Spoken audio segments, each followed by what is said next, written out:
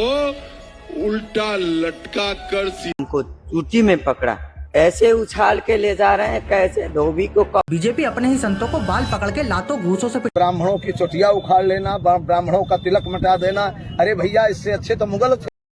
Like करने का, subscribe करने का, घंटे को दबाने का, नोटिफिकेशन आएगा। हेलो गाइस, अस्सलाम वालेकुम। मैं शाकिर शेख आप सभी का स्वागत करता हूं अपने यूट्यूब चैनल शाकिर भाई बोल रहे में। तो गाइस आ गया अपना नया वीडियो लेकर।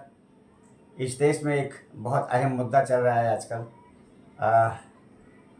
जो हमारी सरकारें हैं, केंद्र सरकार, राज्य सरकार, सब अपनी मनमानी में लगे हुए हैं। खासकर बीजेपी की जहां सरकार है वहां तो ना तो कानून क्योंकि कोई सुनता है और ना ही पुलिस की चलती है, और पुलिस की सिर्फ चलती है तो जो वहाँ के मुख्यमंत्री है उसके इशारों पर ही बेचारे काम करते हैं। ऐसा ही एक मुद्दा, छोटा मोटा नहीं बहुत बड़ा मुद्दा जो यूपी में हुआ। जी हाँ, वहाँ के साधुओं को पीटा गया, खासकर शंकराचार्य जो काफ़ी नामचीन हस्ती है हिंदुओं के लिए, उनको भी पीटा गया, उनको भी बेइज्जत किया गया। और सारे हिंदुओं के रक्षक, हिंदुओं के हमदर्द खामोश है, कुछ नहीं बोल रहे, क्योंकि ये धर्म के लिए नहीं सरकार के लिए काम करते हैं।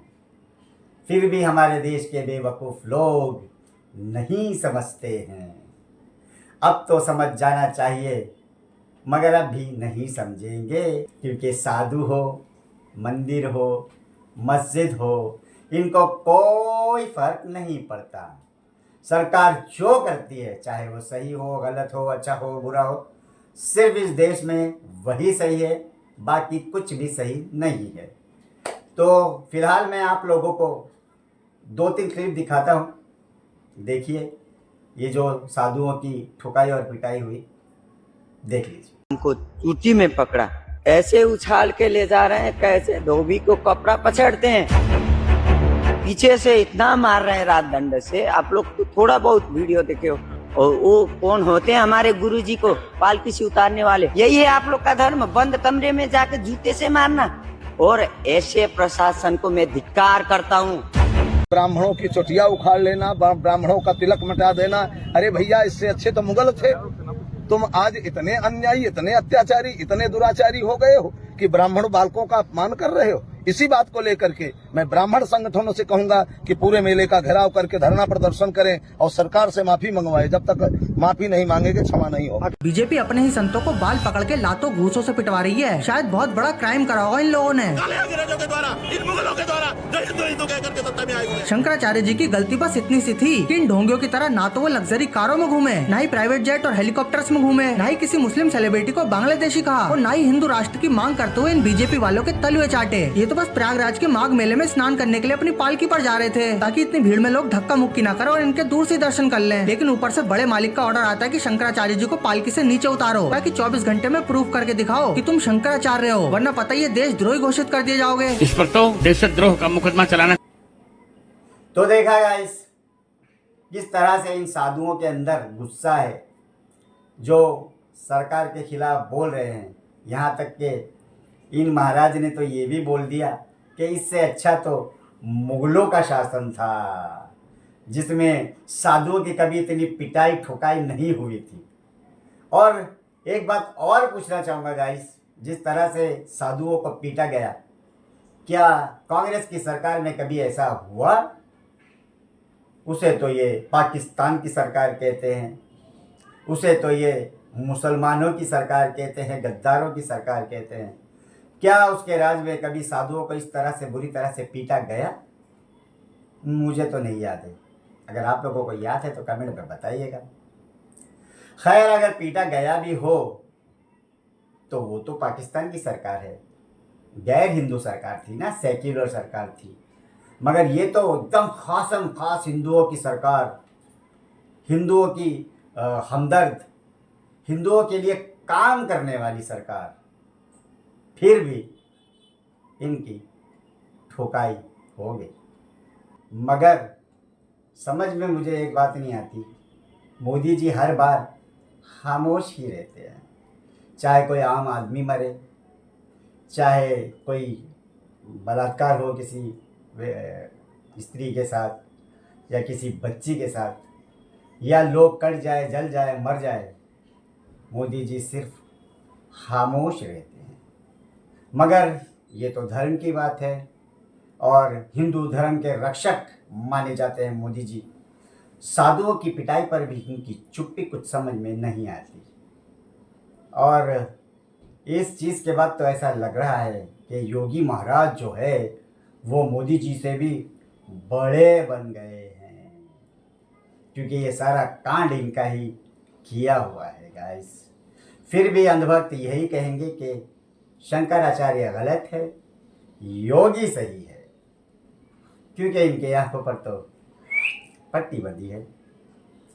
तो गाइस फिलहाल एक वीडियो और आप लोगों को दिखाऊंगा जिसकी जो वजह है शंकराचार्य पे टूट पड़ने की, वो क्या है, आइए देखते हैं। मोदी जी को तीसरी बार प्रधानमंत्री बना दो, गौ हत्या करने वालों को उल्टा लटका कर सीधा करने का काम। तो देखा गाइस, ये है हमारे अमित शाह जी। ये कह रहे हैं कि गौ हत्या जो करते हैं उनको उल्टा लटका कर मारेंगे जीतने के बाद। ये मोदी जी की सरकार आने के बाद ऐसा कर देंगे, वैसा कर देंगे, ये हमेशा इनका चुनावी जुमला होता है। ये खुद अपने मुंह से बोलते हैं और ऐसा ही ये जो जुमला इन्होंने बोला उसके ही खिलाफ उन्होंने आवाज़ उठाई, सवाल पूछा कि गौ हत्या अब भी क्यों बंद नहीं हो रही है, क्योंकि अब तो बीजेपी की सरकार है, हिंदूवादी सरकार है, मोदी जी की सरकार है। बस वहीं से इनकी ठुकाई और पिटाई का काम शुरू हुआ। इनके खिलाफ काम करना इस सरकार ने शुरू किया। आइए देखते हैं उनका ये बयान। यही अमित शाह है, सीतामढ़ी में आपके मिथिला में आया था, कहा कि आप तीसरी बार प्रधानमंत्री बना दीजिए नरेंद्र मोदी को, हम गौ हत्यारों को उल्टा लटका करके सीधा कर देंगे। कितनों को उल्टा लटकाया। लेकिन जब ये प्रधानमंत्री बने थे ना, तो लाखों रुपया खर्च करके हमने उत्सव मनाया था। मनमोहन सिंह के खिलाफ आंदोलन हमने किया था। ये जो आकर के डायलॉग बोले थे ना, आप लोगों ने सुना होगा कि मैं आया नहीं हूँ, मुझे गंगा माँ ने बुलाया है। मुझे तो हाँ गंगा ने बुलाया है। तो गंगा माँ का आंदोलन हमने किया था, माहौल हमने खड़ा किया था जिसमें ये बोले थे। मनमोहन सिंह के खिलाफ आंदोलन करके उनको कटिया मेट किया, इनको लेके आए हम लोग। यही सोच के ले आए थे कि ये गौ माता की हत्या बंद करेंगे और हमारी जो बाकी बातें हैं उनको सुनेंगे, लेकिन चाय वाला ही रह गया, चाय वाला। तो गाइस समझ में आ गया आप लोगों को ये वीडियो देखने के बाद। और सिर्फ यही नहीं, ऐसे बहुत से सवाल उठाए हैं शंकराचार्य जी ने, जिसकी वजह से ये सरकार उनसे गुस्से में है, खार खाई हुई है, और इसी का ही ये जो बदला इनसे लिया गया है। ये तो मारपीट की बात छोड़िए, इनको मारने की बात, तोड़ने की बात, बेइज्जत करने की बात, मगर अभी इनसे तो प्रमाण माना गया है कि ये साबित करे कि यही शंकराचार्य है। अभी मैं आप लोगों को एक वीडियो और दिखाता हूँ, ये वीडियो भी देखिए।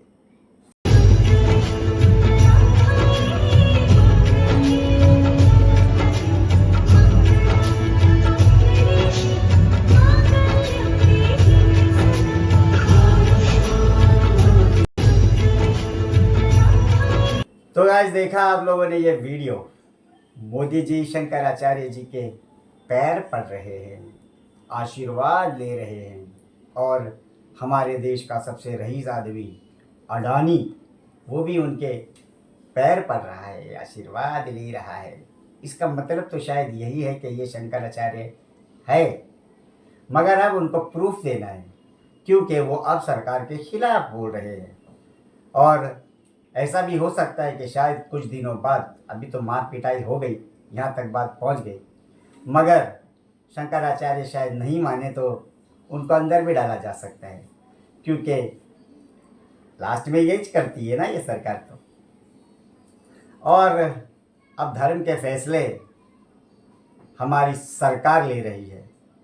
साधु महाराजों को और क्या बोलते हैं इस देश में जो डिसीजन होते हैं वो धर्म के सारे अब सरकार लेगी, क्योंकि सरकार के पास कुछ काम बचा नहीं है। सरकार का काम जो है वो अब अडानी कर रहा है, सारे फैसले वो कर रहा है, इसलिए अब धर्म के फैसले ये करेंगे और सरकार का फैसला अडानी करेगा। अडानी कहेगा यहाँ साइन करो तो यहाँ पर साइन हो जाएगी। अडानी कहेगा वो ज़मीन मुझे चाहिए, ले लो। अडानी कहेगा वो कॉन्ट्रैक्ट मुझे चाहिए, ले लो। तो गाइस इस देश का पता नहीं अब क्या होगा। अभी तो 11 साल हुए हैं, अभी इस बार का तो 4 साल बाकी है। बस डरता हूँ कि कहीं श्रीलंका जैसा हाल ना हो जाए, पता है ना आपको। डरता हूँ कि कहीं इस देश के उद्योगपति हमारे देश का धन लेकर रफू चक्कर ना हो जाए और ऐसी चीज़ें होने के बाद कहीं हमारे देश के बड़े बड़े नेता भी विदेशों में जाकर ना बैठ जाए ताकि उनसे कोई सवाल ना कर सके। सब ध्यान में रखिए, ये चीज़ शायद एक दिन होगी, क्योंकि नहीं कहूँगा, मुमकिन है, सिर्फ इतना कहूँगा। हाँ, आप लोग समझदार है, समझ जाएंगे। तो चलिए गाइस, वीडियो को करूँगा यहीं पर एंड।